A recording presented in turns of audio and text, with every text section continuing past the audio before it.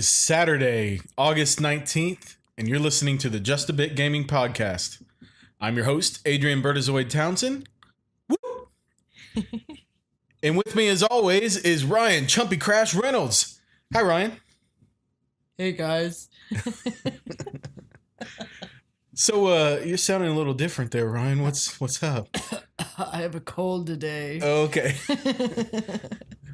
You're looking mighty feminine there, Ryan. What's up? I've been taking these hormones. Oh, okay.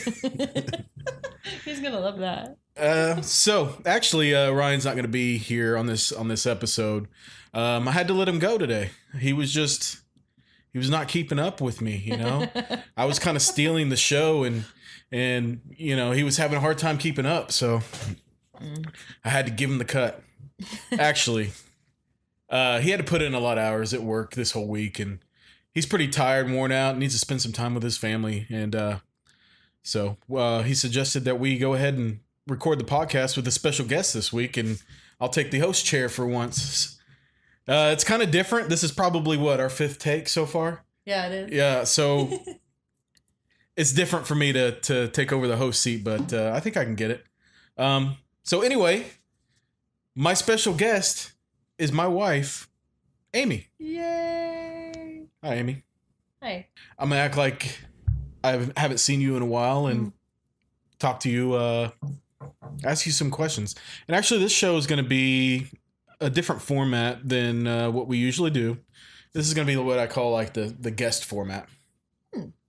So anytime that we need to bring in a special guest or we have a special guest, I'm gonna ask them some questions and try to have some discussions about whatever we decide to come up with. So for this episode, we are going to be talking about a beer, though. Yes. We have a special beer today. Yes. We'll get to that later. But, Amy. Yes. How do you feel about being on my podcast? I'm actually really excited. I've really enjoyed listening to you guys. Like I've always enjoyed listening to how you guys interact, because you guys are great at, playing off each other. You guys are pretty witty guys when you're together. So I don't know. I'm kind of excited to try this. So I didn't think you listened to the podcast at all. I do, but I've heard every episode. She knows all the episodes. Apparently, she's listened to them all. So, what do you think of it so far? I mean, other than what you just said, you think?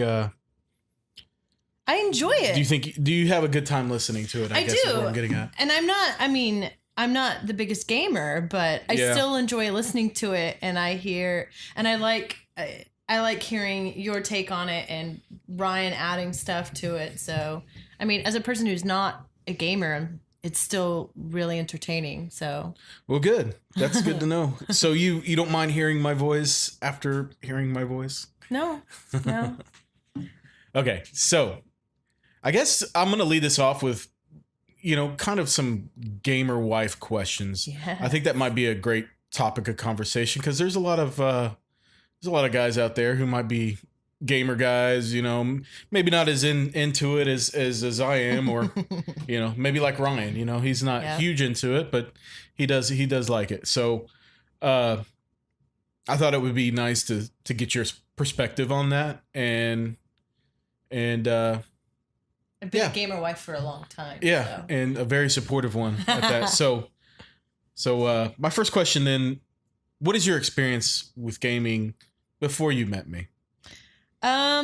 So we grew up, we had the Super Nintendo is what I remember. I remember my brother begging for it in Walmart, and then we ended up getting it. And I think the first game we had was it was Super Mario World. And I don't know, like I have very fond memories. I was never really good at it. Like I remember going through the first world and and then going up the little ladder, and then there's like swimming. I could never really get past like the second world, like because you progress through it. I'm not very good at it. But my cousin loved games, and I remember afterwards he came over and then played through like the whole game and got all the like secrets and everything. And then it was just open to us. So then that was just fun to be able to pick whatever we wanted. But I enjoyed it. So and my brother played a lot of games. I guess sometimes. Did you ever consider yourself to be a gamer or just? No, I mean I was quite the Mario Kart player. So Yeah, she is. She can whoop me even now. But what do we do? What did we pull out? Mario Kart 64? Mm-hmm. Yeah, she beat me the very first race and the very second race and the very third race. In fact, I don't know that I've ever... No, there was a race in there somewhere. You didn't know the track very well. Yeah. I think the kids were really surprised because they think that I'm terrible. I'm pretty terrible, but they're just convinced that I'm terrible. You never pick up a controller at all. No. At least they haven't ever seen you. Mm-mm. But I mean, there was a time when you and I played games quite often together. Mm-hmm. We'll get into that. But when you met me, was that immediately evident that I was into gaming? It's not really something I think I was huge into then. Right. I mean, it's always been a kind of a hobby of mine, but I didn't really get into it until a little bit later. I think that's true because I definitely didn't notice you because of your gaming. Right. No, I mean, obviously it's one of those things that it's a hobby that, but it's always secondary to whatever I need to do. I think it is. It was always secondary. Right. I think the first I have kind of two first memories of gaming with you. I remember going into your apartment and you were playing some sort of game and Jillian was watching you. Yeah, my roommate at the time, actually my roommate's girlfriend at the time, and she was a friend of mine too. We went to high school together. Yeah. But yeah, she would come in my room and watch me play games like Breath of Fire 3, which I don't know how that's... She still talks about that. She still talks about how she has fond memories of going in there and watching you play games. Like that, and she also watched me play... I want to say like Devil May Cry, the original Devil May Cry, or yeah. Mm-hmm. And some other games. But she used to just come into my room and watch me play video games. And I would ask us like, how do you enjoy watching me play? Like, are you okay with, I mean, I would get bored, honestly, especially with a game like Breath of Fire. If there are some story elements in there, but there's it's an RPG. So there's a lot of grinding and, battles over and over and over again. And no, she was cool with it. I think that was... It was a cool time. I mean, Jillian, I mean, she's one of your best friends still. Yeah. And she got a kick out of that. I guess it's Twitch before Twitch. Yeah, there you go. Yeah. You started it. We should have lots of money now. Yeah. So you kind of fell into that as well though. I did. Yeah, but you know what? I think I've always enjoyed video games. I like to do a lot of things. Like it's really hard for me to sit down and just So when I watch somebody play it, I like your JRPGs because they're very story driven. Like even though you might not necessarily be into the story, I am though. Are you? Most of the time. I mean, there's a few that I'm not so into, but yeah, I mean, most of the time. I mean, that's why I play them. The growing your character and building your character is a huge aspect for me. But yeah, I mean, the story is also very big. Yeah, I like that. And so I can get into a story, but multitask at the same time. Yeah. And I guess then from there, what do you... I remember buying the GameCube. Yeah, so that's what I was going to lead into here, or try to lead into. Yep. What do you remember about that? Because you have a lot better memory than I do. I was excited because we were newly dating, but both pretty serious. Like we both. Yeah, the GameCube was still pretty new. It was really new, and I remember being so proud of myself for getting it because you had said it, and it's not like I had said I would buy it or anything, but I was just excited to get something. And then I ended up getting Mario Sunshine, and I loved that game. But how did you arrive at buying a GameCube? I don't remember being that adamant about wanting to get a GameCube? I don't. That's what I guess I'm not really clear on. It's probably just I probably just heard you say something, because even then, like, you've always like known a lot about games, and you probably told me something, and I always like it when you tell me about the stuff, because you make it like if I read it anywhere it'd be super boring, but you get excited about it and you explain things about it, and so you probably did that, and then I just figured it's a topic of conversation I try to have with you often, and you're sweet enough to let me talk. When I need somebody to talk to about it, yeah. I mean, I even back then, I mean, I was on the internet. I had magazines and everything, and I like to try to drown myself in information about video games. And when I am overfilled with information, I got to share it with somebody, and you happen to be that person. So I guess in passing, I was telling you about the GameCube and I thought how cool it was. And Mario Sunshine, I think, was one that I really wanted to get because. At the time, I didn't own a Nintendo 64, but my friend did, and we played Mario 64, and I had a blast with it. And I always wanted a game like that, so Mario Sunshine seemed like the obvious one. That music, do. So I remember you bought it for me, or no, you bought it for yourself. But it was for me. Yeah, I didn't. She had no interest in that thing, and I knew that. Like, I knew that she wasn't going to be playing it, but that was her way of saying, "Hey, I love you. We're dating, but I love you, and I'm showing you by buying you." Yeah, but was that kind of creepy? And I think it was also your way of having me come over all the time. Probably, yeah. Actually, because we were dating at that time, and it's like, "Hey, I have this thing up here in my apartment that you want." That's what you did, isn't it? That is what you did. That's my secret. I never thought about it that way. Years later. Yeah, I just now put two and two together. That's why I fuel your gaming stuff. Keep you around. So you like, how do I keep this dude around? I know. I'll supply a GameCube for him to come up and play all the time. And I did. Yeah, you did. I spent a lot of time up there playing that thing. I had Mario Sunshine, and you would watch me play that game. Yep. And then our history was sealed then. Then we had Legend of Zelda Wind Waker. You watched me play that entire game. That game was fun, yeah. Yeah. We had Mario Kart. We did play Mario Kart together. I don't remember playing it a lot, though. Yeah. Not as much as we probably And you know have. what? I vividly remember trying, like, you weren't even there, trying to turn it on and then playing like 5 minutes and being like, meh. Yeah. Well, that game has to be played with people. It's just not as fun if you don't. Even now, I have it on the Switch, Mario Kart 8, and I don't play it very much by myself. It's just not it's not the way it's meant to be played. Yeah. But what else did I have on that thing? Do you remember? I don't. You know. Wave Race. But I think I didn't I just bought the system and then Mario Sunshine, and then you started getting your own games. Yeah. So it ended up being mine. And, actually, I don't think I have that thing anymore, which kind of sucks. I've since replaced it with a different GameCube, and I got rid of all the games too. But I think I actually traded it in when the Wii came out. Oh, yeah. Yeah, because the Wii was supposed to be able to play GameCube games, which it does. And so I traded it in for that. And I'm sad about that. This is kind of sentimental that I wish I would have held on to.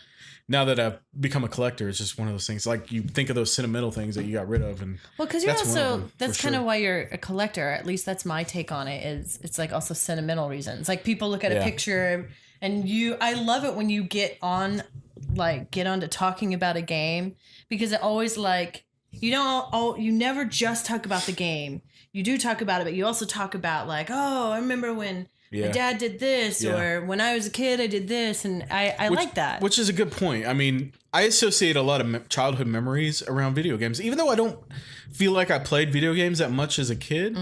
For some reason, some of my most vivid memories with friends or family involve a video game of some sort, and I don't know. It's always been something that's been kind of like in the back of my mind that keeps me attached to them.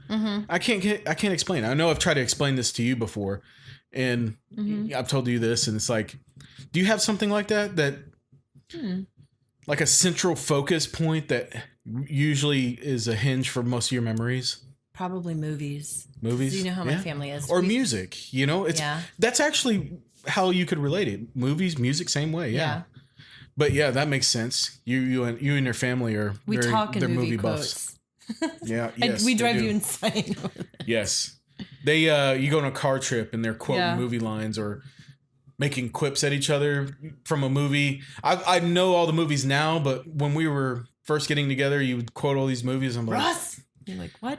I don't even know what you're talking about. You know, I like movies, but I don't remember the.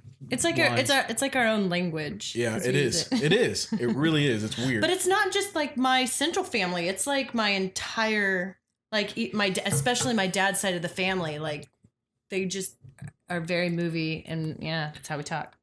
Yeah, your dad is a very movie buff. Mm-hmm. He's our go-to guy for movies. That's for sure. He is. He's big into movies. So anyway, but yeah, I mean, that brings up a good point when you were talking about movies is music, movies, games. Mm-hmm. For me, it just happens to be video games. Mm-hmm. Yeah, it's a good hinge for remembering certain things or certain times. Mm-hmm. And beyond that, it's hard for me to remember things that don't involve video games. And I think it's kind of something because it's a visual thing. Mm-hmm. For me, it's a lot of people like to talk about the music and everything and music in games. And that does hold kind of a special place for me as well. But for more so for me, it was always about the visual aspect of games. Well, you're very artistic, so that makes sense to me. It's stuff that, like going to arcades, I would just sit and watch the animations. I didn't have quarters. I didn't care. Mm-hmm. And I wasn't even really concerned with watching the gameplay so much. I liked watching the cutscenes like Ninja Turtles, where the Ninja Turtles are popping up and they're introducing the different turtles, Michelangelo, Raphael, and that was cool to me. Street Fighter. I still have vivid memories of the original Street Fighter 2, where the guy is punching the other dude in the head and then it scrolls up. And I think of because we had Aladdin's Castle when I was a kid, and that was an arcade. It was a tiny one. Yeah. Did you ever know that one? It was probably gone by the time. No, it was gone moved. When I. But I remember the Simpsons game on there. I don't know why. Like that's so same one. I mean, same type of thing. I would watch that one as well, and I always loved playing them too. But I would. It was not uncommon for me to go sit and watch an arcade while I'm waiting. Like I remember my brother, if he would go to taekwondo class and it'd be like an hour of him doing taekwondo, and I would go next door to the gas station and watch the Street Fighter machine. No quarters. I would just watch the animation over and over and over again, and I never got sick of it. It's just something I was into. I love the art, and I would go home and I would draw. Mm-hmm. I would draw like different characters and whatever else from different games, whether I played the game or not. Mm-hmm. I still have some of them, like my Earthworm Jim and stuff like that. Oh yeah, I think I've seen those. So okay. So after that, we got married. You watched me play video games more. Mm-hmm. And then it was a few years later that I ended up picking up an Xbox. We have to tell the story of the Xbox. That was so memorable. The Xbox 360. No, I'm talking about the original Xbox. We had an original Xbox? Yeah, that's how we played Halo 2. That's where I'm getting to. You don't remember that? No. Okay, so I was talking to a friend at work who had an Xbox, and he was playing Halo 2. And he was telling me about this game, and he kept talking it up. It's like, oh man, yeah, I want to play this. At the time, I was so into like online gaming. Mm-hmm. I had my PS2, and I would play like SOCOM. I was gonna say SOCOM. I remember you playing SOCOM. SOCOM, and what else did I play? Splinter Cell. The biggest one. Yes, Splinter Cell. I loved watching you play Splinter Cell. I liked watching you play like the spies. Yeah, that's what I'm talking about. That's the.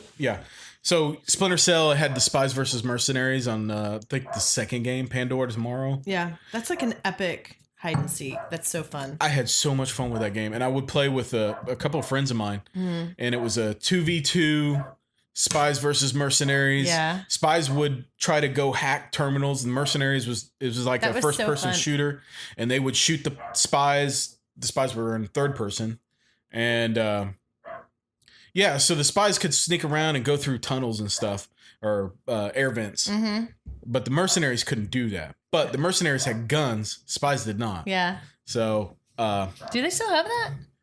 You know, the servers have all been taken down. I don't think you can play it anymore. That's a shame. It is. I love it, and I miss it. And you know, at this point, it doesn't look like it's ever going to come back. Yeah. No, that's fun. Man, if I could program games, I would try to make a comeback with a game similar to that. I think it would be really good today. Yeah. Because if you think about it, that was in the early days of online video console gaming. Yeah. And now it's huge. It would. Yeah. It seems like I wonder somebody why would try it fell that. out of favor. I don't know. So anyway, I ended up picking up an Xbox off of my friend at work's suggestion, and you know him talking it up all the time. So and picked it up with Halo 2, and so I started playing Halo 2 online all the time, and got a couple of my other friends to pick up Xboxes with Halo 2, and you're really good at that, by the way, convincing people. And you don't even push it, but you're really great at like talking it up. Like sometimes I'll push it. Like it's I mean, it's like, hey, you're like, remember how much fun we had? Yeah. Oh, I kind of am. You know, I've let it kind of go down now because I can't commit to it as much as I used to the online gaming. In fact, I'm gonna be playing PUBG tonight when we get done. I'll watch you. I got them to pick it up, and we started playing it all the time and having a great time with it. And while we were doing it, we met some other people, like online. Like we got involved with clans and stuff like that. I was gonna say clans. It was so fun, and I actually played. Like yeah. So I was part of the clan. So Halo 2 had split screen online multiplayer, so we could do 2 players online. And we had a tiny TV. How did you even get interested in wanting to play? Like, I don't remember how that happened either. I think it's because I'm a social person, and it's like you're talking with friends, and I'm such an extrovert, and I'm pretty much anywhere. So you'd see me in there talking and ignoring you, and you'd be like, I can get in on this. It wasn't really ignoring because you've never really ignored me. Well, I also wouldn't let you ignore me. So even if you tried, it wouldn't happen. It's either answer her or pay the price later. Yeah. Well, there is no later. I'll make sure you answer me now. Yeah. So you picked up and started playing with me, and how'd that go? I loved it. It's like, okay, so I used to play paintball, and I couldn't. I mean, it's not that I couldn't. I just didn't really play paintball anymore, and it was like an online version of it. And I enjoyed the social aspect of it because, I mean, I thought it was really cool because, again, online gaming was really new then. And we met these people like in Dallas. And it's kind of sad. We never talked North to them. Carolina or South Carolina. I can't remember where Womp lives. Womp. Yeah. Oh, Womp. I hope you find this podcast. Brass cojones. Every once in a while, I'll see his screen name come up when the kids we still have watching. we're still friends with them on Xbox. We don't ever and you know that anymore. It's probably one of their kids because we're all, you know. They've all since grown away, and you know I don't think they play. If they do play, I don't know. Yeah. So we had Brass Cojones, his wife, a lot of vagina. But they made her change her name to a lot of vagina. A long time after. Right. She had that name for a long time before Microsoft made her change that name. Yeah, so it went to a lot of vagina. And then there was Womp. And then there was some of my local friends. I Am Beer Man. Who you still play with. I still play. He's still my primary go-to guy for online gaming. Millimpt, old friend from school, still best buds now. Sarge, yeah, another one of my good friends. Yep, he doesn't play games anymore, but man, what was Sean? Who was Sean? What was his? Pulsar, okay. Pulsar, and then there was another Sean, and I can't remember what his name was. Yeah. Anyway, it was a ton of fun. It was so fun. It was an every night thing, every single night for like a year or more. We would get on and play Halo. On a tiny TV, and they always made fun of us because we had this little tiny tube TV that we'd play on, and you had to get really close to it. Yeah, but it was so fun. We just had a blast with it. We'd play. What do you say? About 3 to 4 hours a night. Yeah, and I feel like I got pretty good. I mean, I You was got never really good. I was never the best No, at you all. were really good. You But were I really enjoyed good. it a I felt lot. like everybody in our squad and our whole team was really good. But I mean, if you didn't get good after playing for That's true. 3 hours a night That's every true. night, yeah, I would be worried. But it was so much fun. It's one of those things that I don't think it won't ever happen again. There's no way that will never happen again. Everybody grew up. Everybody had kids. I've always wished that I kinda, could be influential enough to like get a little bit of a reunion. It's unrealistic to think that it will happen again just because we were kids. Yep. We were kids. We were in our early 20s. Like 20, 21. Yeah. And we didn't have anything to hold us in. I mean, you and I were both going to school at the time. Yeah. And we didn't have kids yet. But No. I mean, we did play when we had kids, so it wasn't. And not as often. And, you know, you grow up, you have kids, you start a family, and, you know, there's more important things to prioritize your time with. But we'll always have those memories. And it was a damn good time. Yeah. I loved it. Very good memories. So anyway, that's really the only game you ever played with me. I think we tried other games like Gears of War, and I think you played Halo 3 with me for a time, but it was not the Halo same. 2, yeah, Halo 3 did not have the same effect on us. But I mean, I guess you can, since we talked about that, you can talk about your Xbox 360 story. That is one of my most favorite gaming memories. I mean, other than like the whole like Halo 2 series. So I worked at Walmart. Yeah. And you like, again, you already were up with games, you know everything, and you knew that we were going to get an Xbox 360. And did you pre-order it? No. Okay. No, that's right. So in order to get it, you basically had to camp. Yeah. And it was funny because we didn't have kids then. No. So we didn't have kids, and I had to work that night. I worked in the fabric department, but I worked next door to the electronics department, which was also right next to the layaway area. And so you basically you came to work with me when I had to get there, and then you just camped, and there were tons of people there. And what I thought was really funny about it is when I went on my lunch break, you got to come back with me to the lunch, like just into the break room and eat lunch with me. But you had made friends. I made friends with the people there, and they held my spot. Yeah. They saved your spot, and then you came back, and it was kind of cool because even though I could have been off the clock, they let me stay, and they knew that, you know, my husband was there, and he told me, he's like, as long as he doesn't go through your line to check out, then it's okay. So I basically got paid so you could sit and wait for the Xbox 360. But you were still working. It's not like you were sitting with me. No, I worked. Yeah. And you were just over there camping, waiting. Right. And then instead of getting off, because they're really sticklers about like overtime, they actually let me get overtime because they needed the help. And they just said, you know, to make sure that you didn't go through my line. That way it wasn't, I guess, shady. Yeah, but I think I got there at like noon. And it was supposed to come out at midnight. Yeah. And I got off at 11, so they let me have an hour of overtime. So I think there was, how many people were in line before me? There were. I think I was like in the top 10 people. I was gonna say like 8 or 9, maybe. Yeah. Yeah, and because there were people that got turned away. I think there was a total by the end of the night when the system came out. Oh, yep. There was probably at least 50 to 100 people. It was crazy. And luckily, I think they had like 20 systems or something. It wasn't a lot. Yeah, no, they weren't. And I got one. But we also had friends that we were waiting to get to. It was a good time. It was a good time. We got to sit there and I talked to all these random people I didn't know. All of us were college students, you know. Yeah. We were all, so we at least had that to relate. Yeah, we're late too, and we're gamers, and so we were talking about the different games. And I think at the time, what was out? I don't remember, but I was playing some sort of portable system, and everybody else had a portable system they were playing as well. I don't even remember what it was. It was like a Nintendo DS. I don't remember. I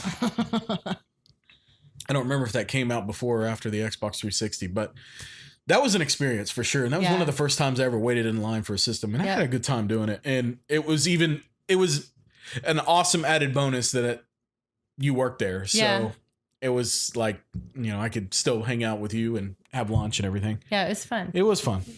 So, anyway. I don't know. I mean, you wouldn't really remember this. I think you'll remember it when I tell you, though.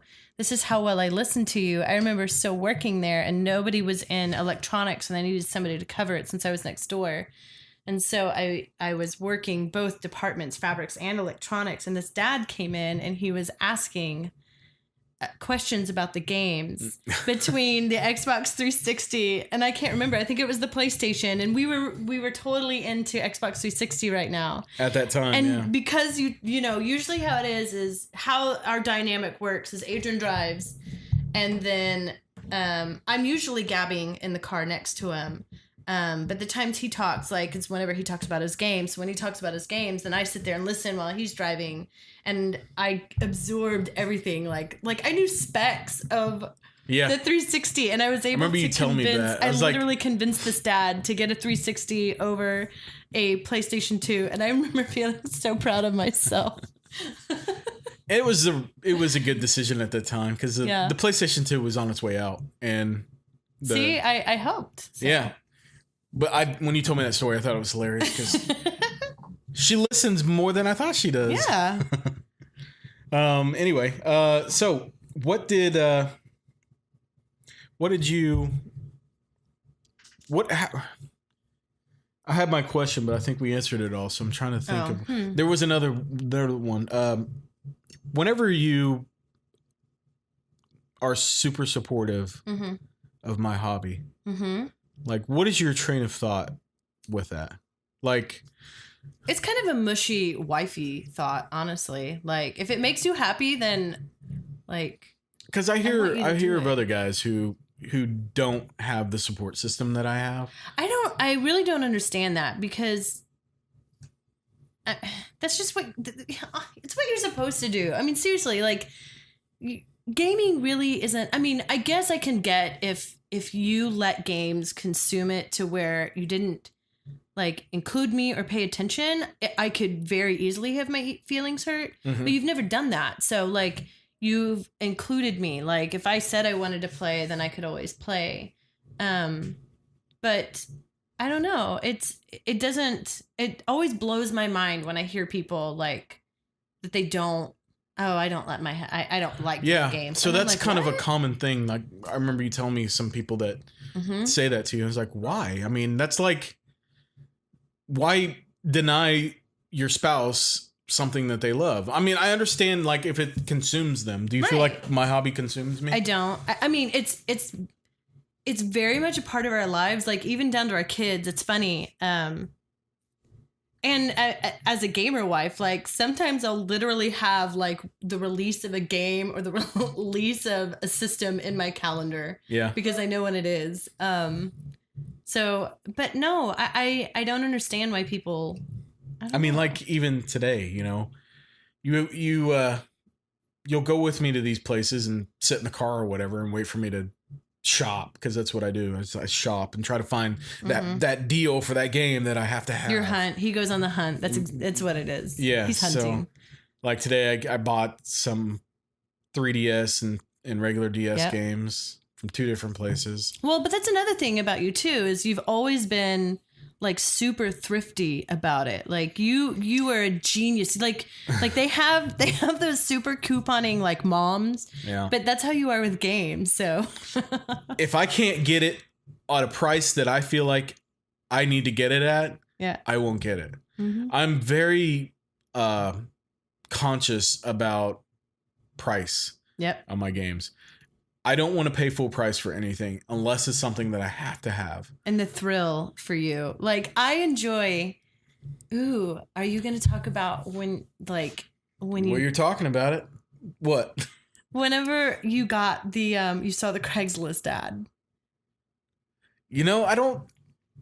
This is how. Okay, this is how supportive. Yes, go ahead. You tell that. I'm gonna grab another beer while you tell it. Yeah, he found a Craigslist ad, and it was literally like the dream come true. Well, the way he made it sound like it was the dream come true, like the list of games that you could get, and it was at a crazy incredible price.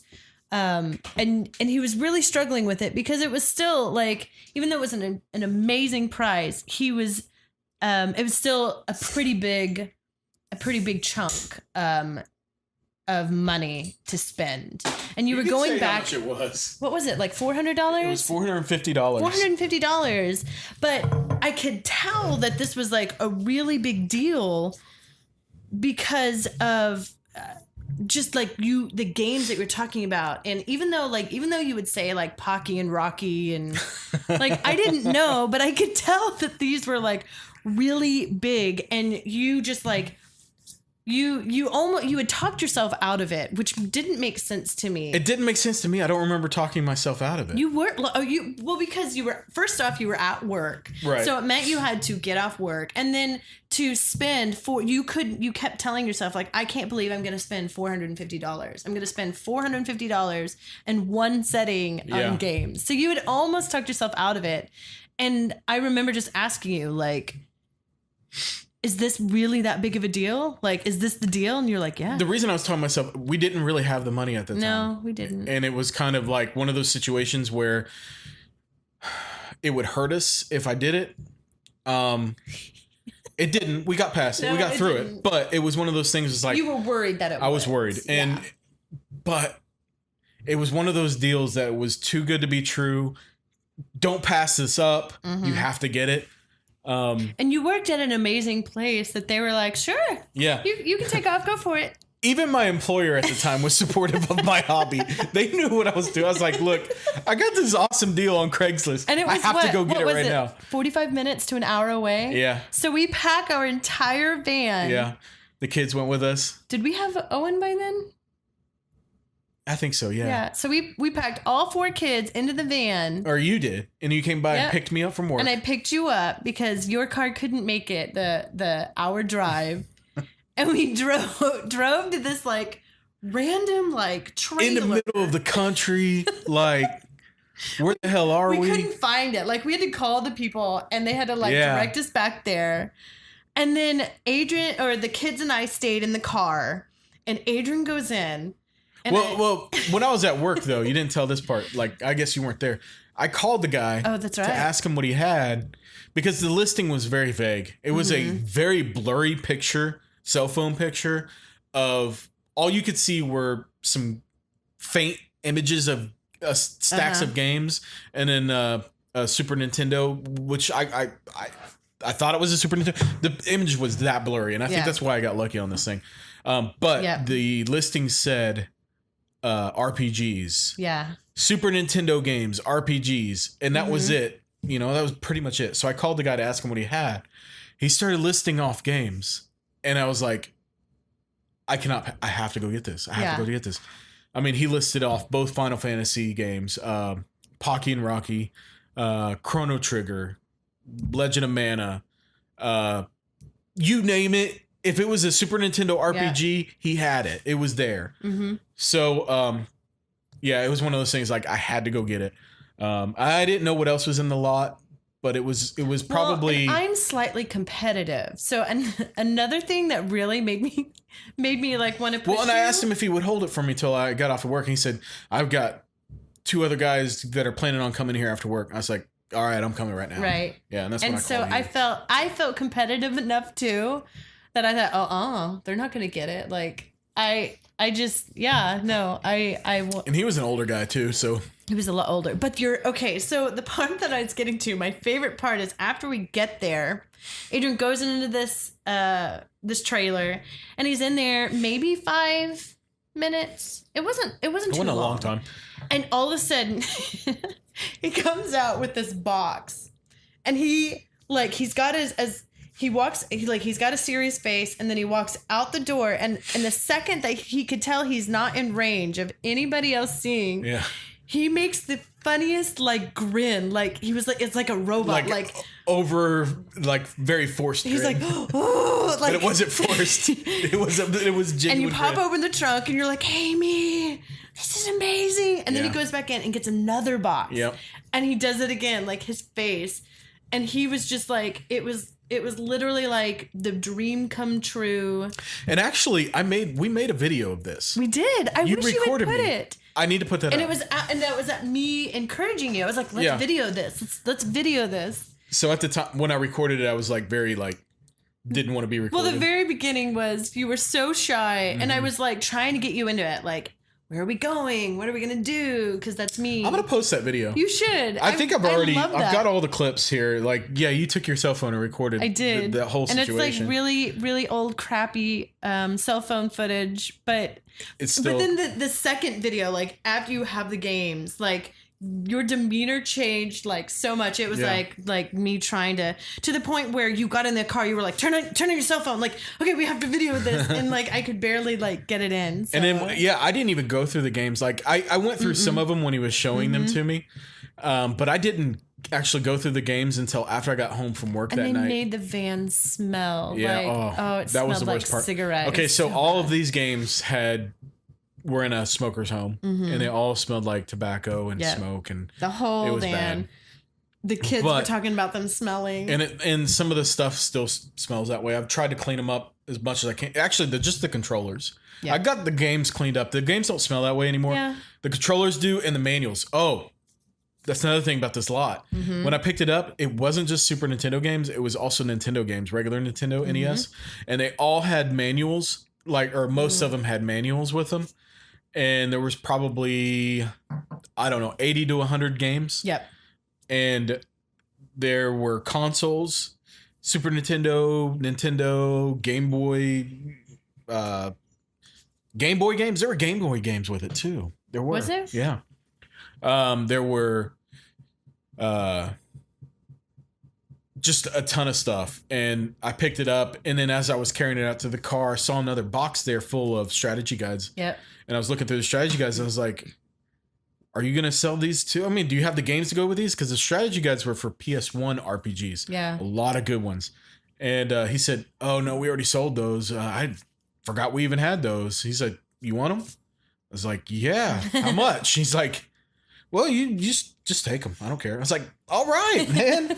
It was easy. Really nice old man. And I was talking to him about the games. His wife was really sweet. She pulled up when we were, and she was making sure the kids and I were okay and didn't need anything. Yeah, they were nice. Yeah. Well, I don't know if it was him or somebody that, or a brother or son or something that was the gamer. And they were primarily an RPG gamer. Because literally every game in this lot was RPGs. Yep.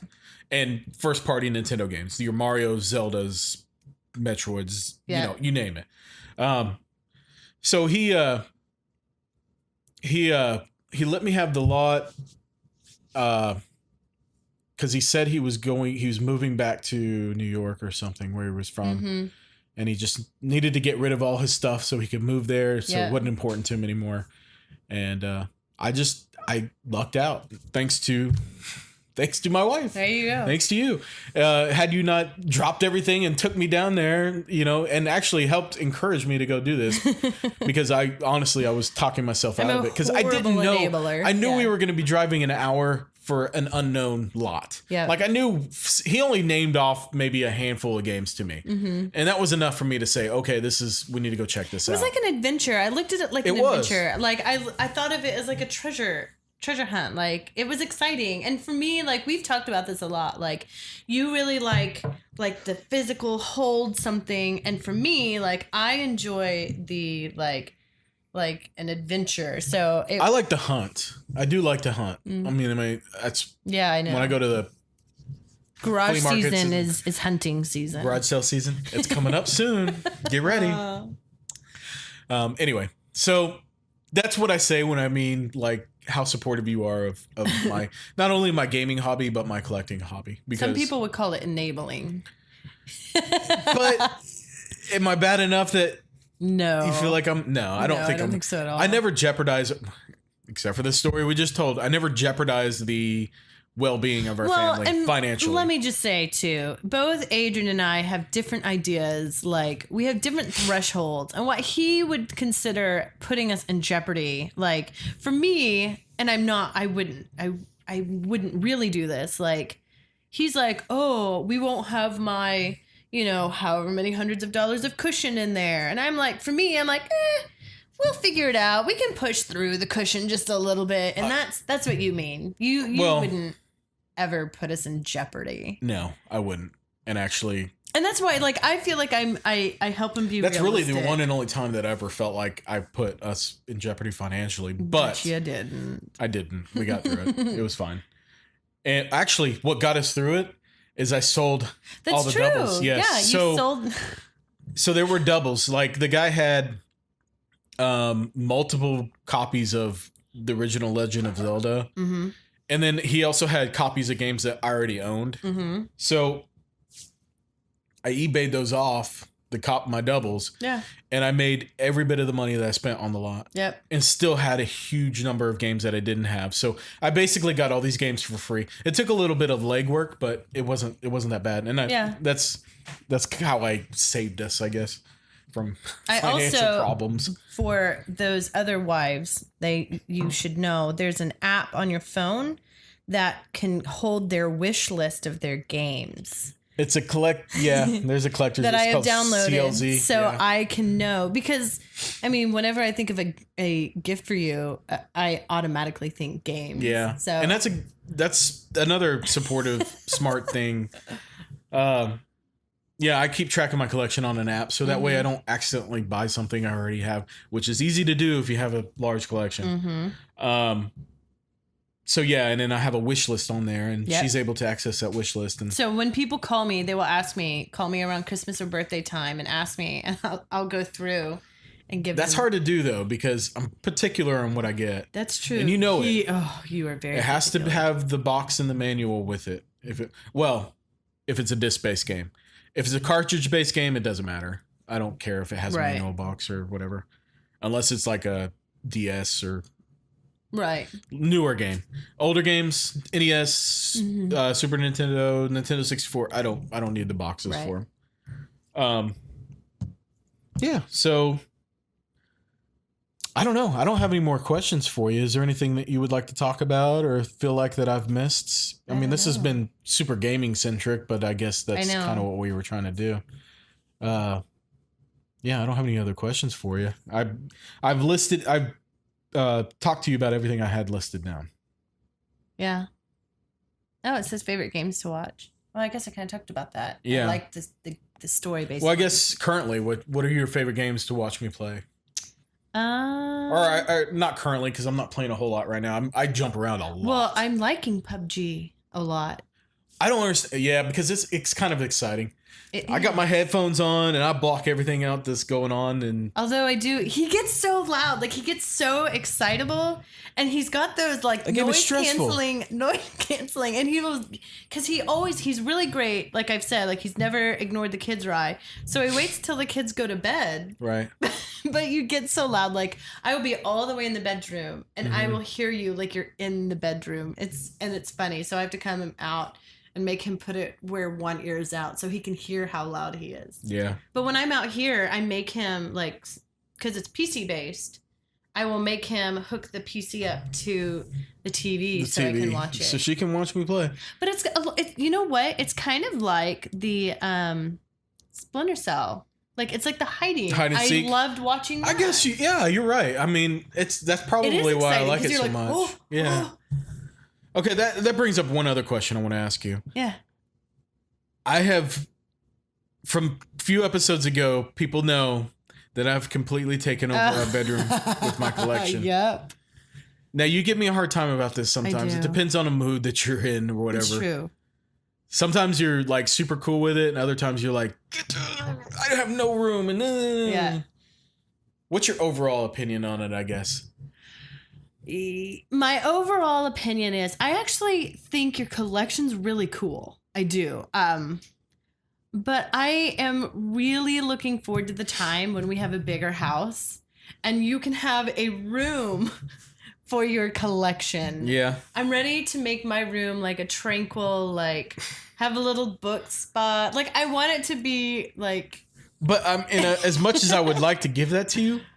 I don't know there's nowhere else to put my games. Our house is quite small. And if I had to choose, I prefer it being in the bedroom where it's not all over in my living room walls. Yeah, at least I keep it condensed in a place that nobody really if goes I had, except like, for us. that's the only place. So So it's almost like, give me this like half of the room. You can have the whole rest of the house.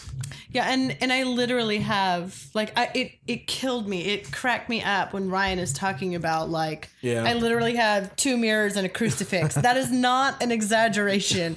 I get 2 mirrors and a crucifix that I got before he put the gaming stuff up. And that's it. I guess I have my bookshelf. I have a bookshelf. You do now. You didn't before. That's new. Yeah, that's very new. We put that in like earlier this year for her collection of books. You collect books too. I do, but maybe that's why I'm so lenient, is because if I let you collect your things, you'll let me collect my books. Give and take. Except for I'm a little bit more excessive with mine than you are with yours. We have to talk about our beer. Yeah. Okay. So we're going to talk about a new beer tonight that we're drinking. Yep. I'm not going to get as super analytical about it because I'm not as knowledgeable as Ryan is. But Amy is gluten intolerant. Mm-hmm. I can't have gliadin, so it's a real intolerance. It's not like it makes her very sick. Yeah, it makes her very sick if she has it. So, because she can't have gluten, she can't really drink beer. Mm-hmm. Well, little did we know that they actually make gluten-free beers. Yeah. So I went to the store today and found this stuff called Bard's, the original sorghum malt beer. Bard's Gold. Discuss it over a Bard's is what it says. Hey, that's what we're doing. So it advertised as being a gluten-free beer, and I picked it up for us to try tonight. And honestly, I'm really impressed. This is a really good beer. I'm really impressed. I really like beer. I loved beer. My favorite were like the stouts, like Guinness. I'm such a Guinness girl, and I've been so sad that I can't drink beer anymore. And I'm really, because I've had one other gluten-free beer, and it had it tasted like metal. Like you would drink it, and then all of a sudden there'd be a metal aftertaste. And this just tastes like a beer. It tastes like a really good like golden ale. Like I was just saying ale. It's full of flavor. The only thing that I would say I didn't like about it is it seems kind of flat to me. Mm-hmm. I haven't had a beer in 3 years, so I am honestly, so excited. I could drink this stuff. Like if you didn't tell me it was gluten-free, I wouldn't know. It doesn't taste different than a regular good beer. It's just a really, really How was it good price full wise? flavor Because beer. gluten-free stuff's always more expensive. It was $10 for a 6-pack. I mean, it was more expensive than some of the beers I usually get, but it's not bad. No, not at all. And it's a super, super good beer. I would totally buy this and drink this with you. I enjoy this. We could have this at the house, and I switched over to a couple of IPAs just because I didn't want to drink your beer.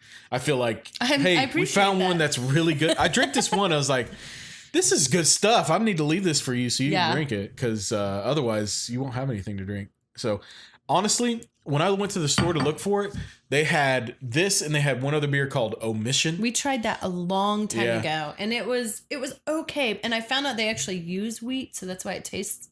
They just process it differently. Well, they had 3 different kinds of Omission, and I know you tried the pale ale. No, it was like the golden ale one. Yeah, it was. And I was gonna pick that up again for tonight. And then I just happened to see this. All it said, it had a little, on the box, it had a little ribbon that said gluten-free. I was like, oh yeah, I'm going to try this stuff. It's new. And it's super good. It comes from Bard's Tail Beer Co., Utica, New York. Yeah, Utica. So. If we have any listeners that are in the Northeast up there, there's another gluten-free beer that I am dying to get my hands on. It's an oatmeal stout. Not Samuel Smith. No, that one's not gluten-free. This is the only like gluten-free stout that there is, and you can only get it. So that Samuel Smith oatmeal stout is super, super good. I used to love that too. Yeah, I remember. So, with that, I think we're running up on an hour now. Wow. Yeah. We thought it'd be really short. I thought it was going to be a short episode, honestly. I really did. But I'm kind of proud of us. I had a good time reminiscing a little bit, and I hope you guys enjoyed it as well. Ryan will be back with me on the next episode.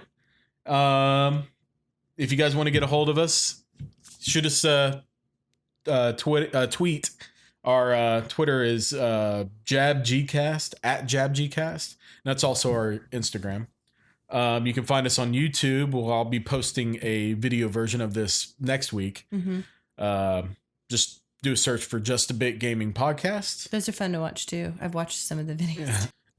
You want to find us there, those two places. You can also shoot us an email, jabgcast@gmail.com. Other than that, I've got nothing else. Thank you guys for tuning in, listening, and shoot us a question or something. We need some discussion topics, when Ryan and I pick this back up next week. I have a list of discussion topics, but we're always taking more. Listener feedback, listener submissions. We had a listener submission last week that was a really good topic. So yeah, shoot us a tweet or an email. Thanks for listening. And thank you, Amy, for guesting on the podcast. I enjoyed it. I'm glad you invited me. All right. See you later. Bye.